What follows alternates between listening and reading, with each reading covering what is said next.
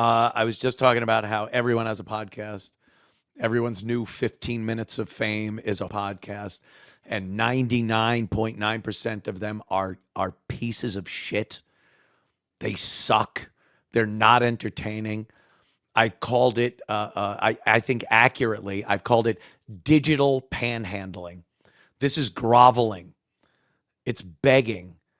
It's no different than when you walk down the street in New York City and see a bum sitting on the sidewalk with a sign and a plate, and they just want you to give them money. They're begging. What are they offering you? Nothing. Maybe they can't offer you anything. I don't know. I've seen some people in Times Square. They hit a spackle bucket, play a little tune. They jump around and do flips, or they're dressed like Elmo. A number of other things. The naked cowboy, the disgusting naked cowgirl, Sandy Kane. They're giving you something, whether you want it or not. Whether it's good, whether you're averting your eyes, like in the case of Sandy Kane, is a whole nother story. But they're giving something in return of your charity, your donation, whatever you want to call it. The bum, the panhandler, is just sitting there. And by their very nature of being a lazy bum or a mental patient, that's all they're doing. And they expect you to throw money at them for just that. Well, podcasting has become that. Digital panhandling. Digital bums sitting there, doing nothing, supplying nothing, giving you nothing, and just expecting you to deal out your little super chat change. Here you go, old timer.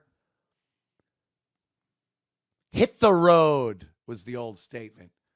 Could you spare a dime for a fellow American who's down on his luck? Hit the road. Remember that, Bugs Bunny? Instead of the stick with the bandana with his some of his goods in it, it's a computer and a camera. That's all you need. Right? And instead of that little jingle of change in their cup, it's a super chat. But you're still a bum. You're a bum, Jules, because without a job or money, you're just like them, a bum. I just wander to earth, like Kung Fu, like Kane and Kung Fu. Now you're a bum.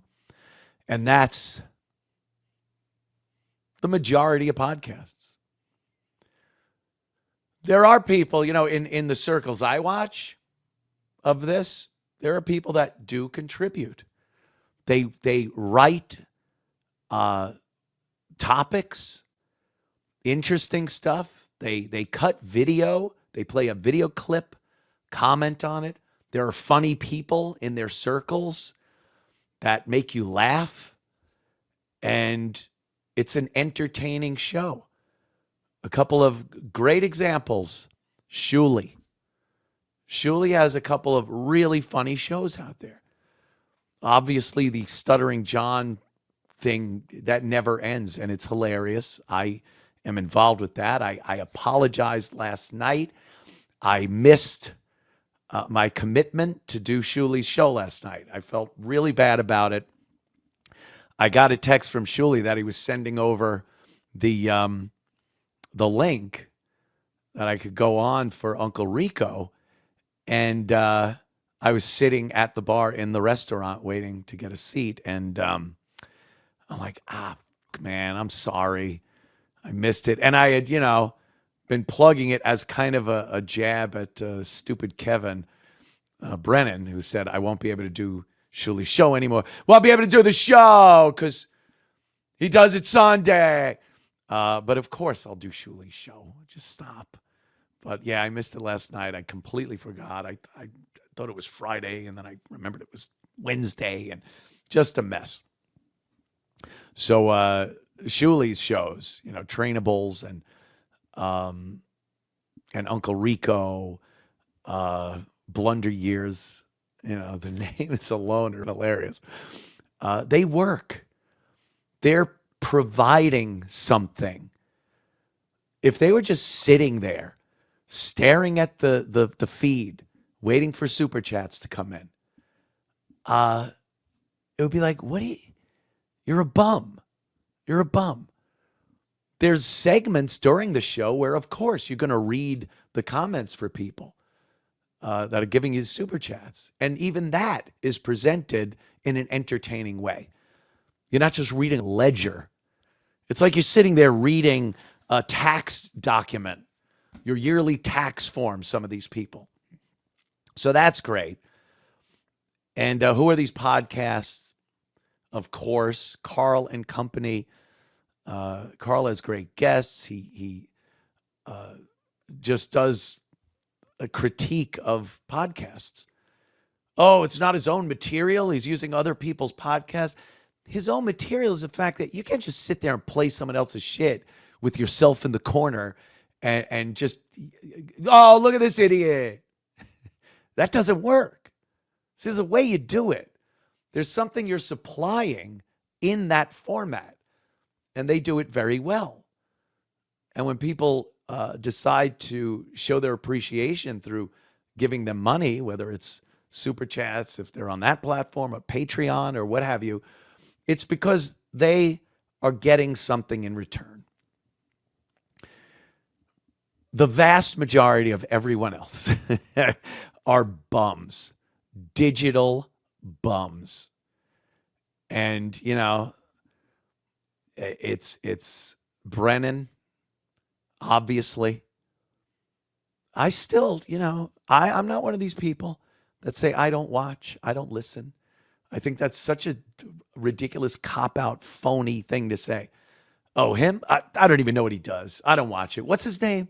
I've never heard it. Bullshit. First of all, bullshit. Secondly, why would I say I don't? I watch all those guys.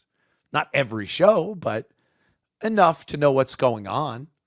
And from what I've seen, Kevin has just spiraled down into this pit of self-destructive weirdness. It's just, I don't know what it is. Turn on the camera, turn on the chat, and just melt down. Which I will say in a way is entertaining in and of itself, but I don't know if that's his goal. I think he thinks he's providing something there besides that. But it's digital panhandling.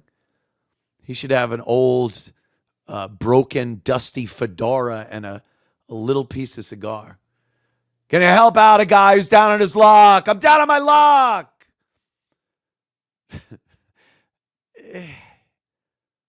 Opie? I don't know what that is. If he's not talking about me, he's not getting anything. So he just tries to keep this thing ball rolling, especially lately. And like right now, I'm mentioning his name, I'm talking about him, but I don't sit there and tag my videos with the name and put up little captions like, oh, Anthony again. Oh, the Opie and Anthony saga continues. When Opie talks, he writes up his synopsis of a video like there's a third person there. Like someone else wrote it. He's writing it.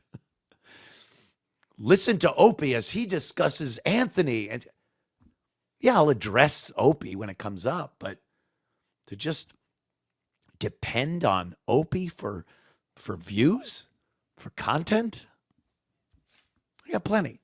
There are plenty of things to talk about. I do it every day, and I don't mention him. But I'm talking about digital bums, digital beggars, and digital panhandlers today.